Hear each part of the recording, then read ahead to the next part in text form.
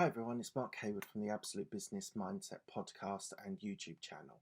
Today I'm going to talk to you about risk. So I'm going to go through 20 different types of risk that is going to be affecting your business. I want you to listen to them, all of the 20 of them, make some notes, have a think about what risks are affecting your business. So it's crucially important that you're able to find out which of these risks are affecting your business and how you're able to do something about it. So I hope you enjoy it. Please hit subscribe. And please download this. I'd be really appreciated. Thank you.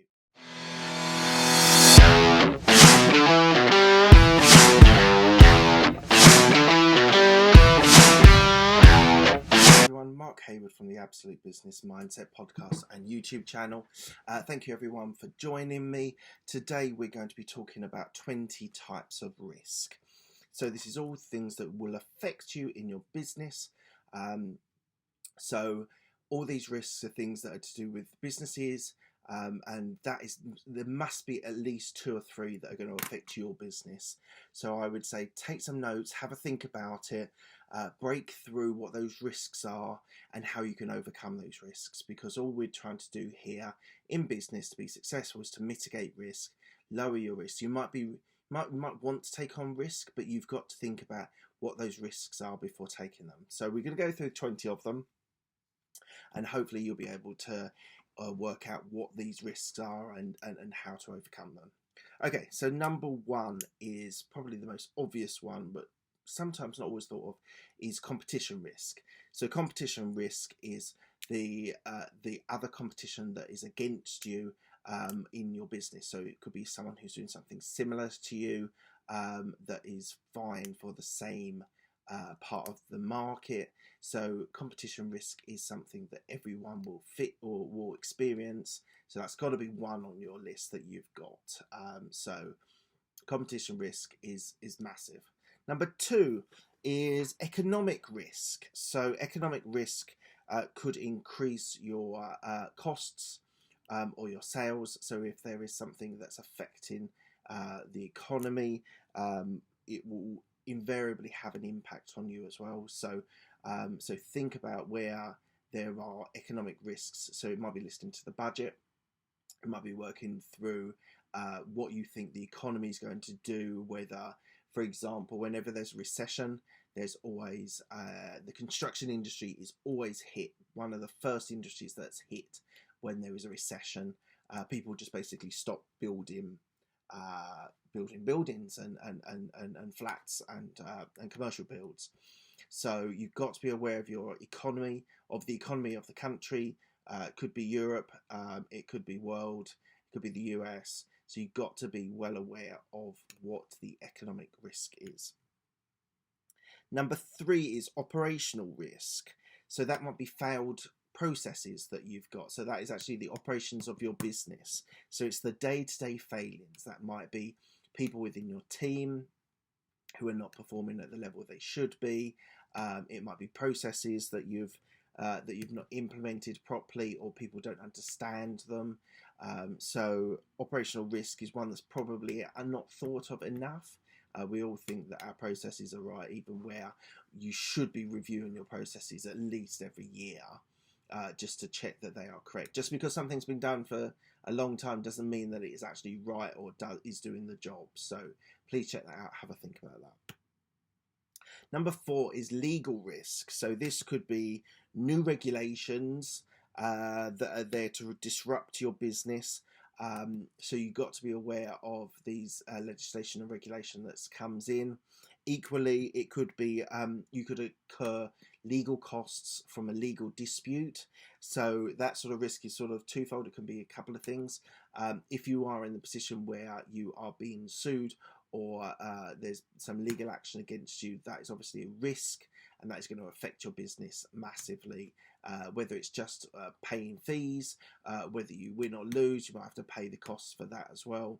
So legal risk is a real one, which probably is not thought of, but that can also be new regulations that are coming in within your sector. Number 5 is compliance risk. So breaking the laws or regulations. It could be an oversight, it could be a deliberate ploy, whatever it is, you got to be compliant in this world of business. So in my area of Big Four accountancy, compliance is a massive thing. We have to be compliant with all the different regulators, UK, Europe, US, China. You've got to be aware of the regulations within that local community, that local, not community, local area, because compliance, once you start getting to a certain size of business, compliance is critical. When you're more in the startup area, compliance isn't such a massive thing. There's less regulation against smaller businesses, but you really do need to think about compliance risk when you start getting larger size and you're being affected by national, could be regional, national, international regulations. Number 6 is strategic. So there could be risks in a particular strategy that you have implemented. It could be your recruitment policy. It could be your strategic view, your vision of where you're going to take this business. It could be if you're risking that by making bad choices, that is a risk that I think everyone is susceptible to, even if they don't do it. Sometimes with strategic risk, you think you're doing it right, you think you're the right answer to the solution, and sometimes you're not. So you do have to think of strategic risk as well. Are you doing the right thing? Is there the review on being able to get that right? Right, number 7, reputational risk. So this is a perception thing. Reputation is something, I can't remember what the quote was, but you can build a reputation for 10 years, but you could lose it in one day. So important that you have good reputation with your customers, with your employees, with your accountant, your legal service, whatever it is. Got to have a good reputation. It's so important. It's massively important for larger companies because there's branding, and your perceived risk of your reputation is massive. So any sort of problems that is affecting your business could be bad press, can sometimes affect reputational risk and reputational behavior. Equally, as I said, all the way down to the micro level. And I think this is a really good judge, is the macro level stuff and the micro level stuff. And this is one that can fit both macro and micro. So reputation can be in the press, which is macro, and equally it can be micro when you're dealing with your employees and your customers. Number 8 is program risk. So this is risk of projects that you do. So your program could be linked to your strategy.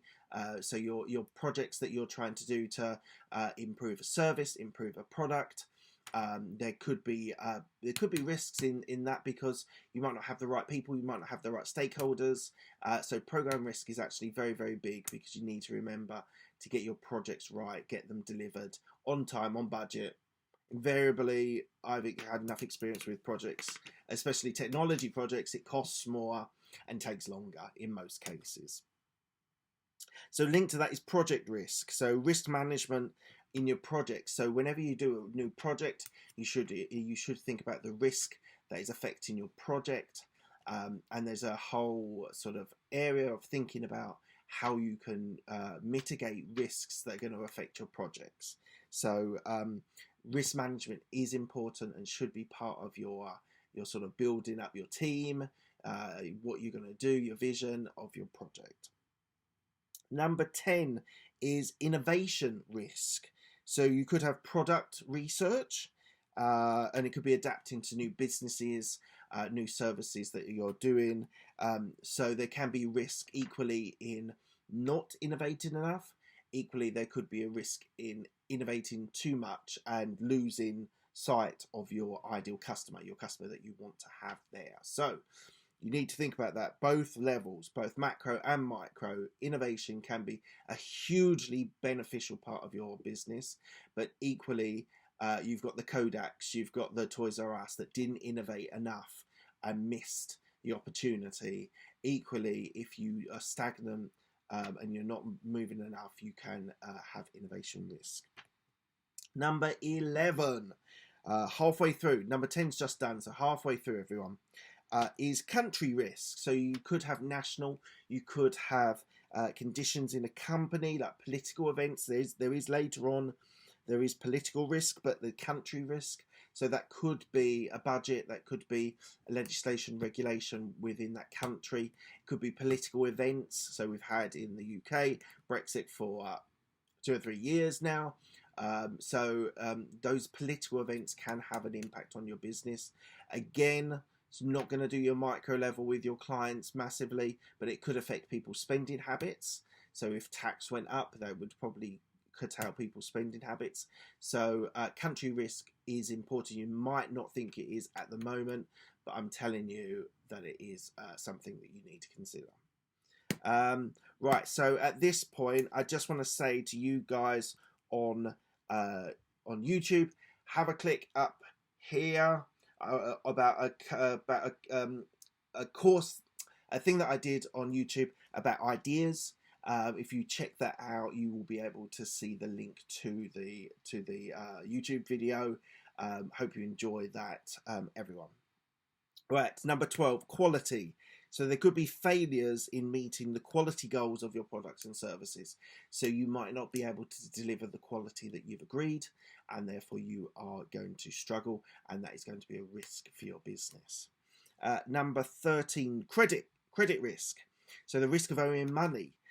Sometimes it's good to lend money and owe money, but equally you do have to be careful. If you can't pay that back, that is going to be a massive inconvenience and could affect your business massively, and the risk of damaging that is massive. So I would say, everyone, if you're borrowing money, be comfortable with what you're borrowing and be aware that you do need to repay it back every month, and if you miss a payment, you could have severe problems. So please, everyone, just check that out and be aware of that.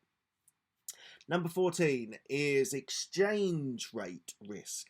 So there could be volatility in your foreign exchange rates. This would be affecting export businesses in particular. So if you are selling things to overseas, there could be impacts on exchange rates.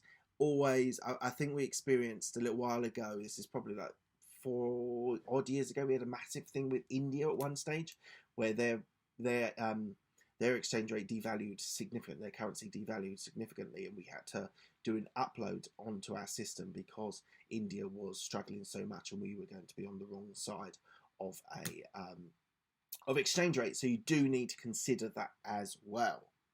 Number 15, which we have touched on before, is interest rates. So if interest rates go up, your cost of capital will go up, so that could increase profitability. Equally, if we flip it the other side and it goes down, it could damage spending, so it's something you do need to be aware of. Number 16 is taxation risk. So there could be new laws that are impacting your business and your profitability. So taxation is something that we all have to pay, whether it is corporation tax, income tax, whatever it is. If you're an employee, your income tax, social security, corporation tax if you're a business owner, with social security as well. So you've got to keep an eye on those taxation rules. Yes, you can have an accountant which is doing the best for you, but you should be aware, if you're a business owner or an entrepreneur, you should be aware of the taxation that is going to affect you. So do not ignore it. Equally, if you're on YouTube, I'm going to give another shout out. Up here, guys, alcohol and business. I did a podcast and a YouTube on alcohol and business. Please check it out. It's really interesting, my view on alcohol and business and how it mixes and matches and doesn't match in some cases. Right, number 17, process risk. So you need to be able to focus on risk management with your processes. We've covered that before. So I'm going to go straight on to resource risk. So if you're not meeting your resource that you need, that is a massive risk for you. So I would be very careful if you are thinking of doing projects that might improve your product or service and you don't have the right people. Resource is so important. We talked about in the last one about different types of business, that you need to have HR, you need to have recruitment, you need to have administration, you need accounting, you need finance. All these are so important. You need to have the people, right place, right time to do your resourcing and get that right. You need the right people at the right business. Number 19, political risk. So this could be events that are affecting politically. It could be a trade deal. It could be a regional, if you're in Wales or Scotland. They could be regional. So all these political events are going to affect your business. So just be aware of it. It's not something you need to be obsessed about, but you do need to just be aware of. And then the last one, which probably most of you won't be affected by, but does need to be thought of, is seasonal risk. So if your business is based on one part of the year, that can be a massive, massive issue. The example that I found was skiing. So I initially thought people like fruit collecting, but actually skiing is a very good one. High income that can be come back from skiing, but there are long months where you don't have a ski season. So you do probably, if you're in that business, need a second business as well. So just for you to be aware of the risks of seasonal risk. Right, everyone, thank you very much. That was a fast session of 20 types of risk that is going to affect businesses, and probably, I would guess, maybe 4 or 5 will definitely be affecting yours, with another 4 that might be affecting yours, and then the rest of them it might not be part of your business, but you do need to think about that. I would love to get your feedback on it. Please email me at absolutebusinessmindset@gmail.com. Any ideas you've got about what you'd like to hear, interviews you'd like me to do. Gonna get after February time. Might be a couple of interviews in February, but I'm going to kick on in March, April time, in the springtime, with a lot more interviews I'm going to arrange. So please check them out when they are there. Thank you very much. I appreciate your time. You can also find me on all social media. Just check me out. Look out for the logo, the Absolute Business Mindset logo. That will be there. Really appreciate it. Thank you very much, everyone, and goodbye.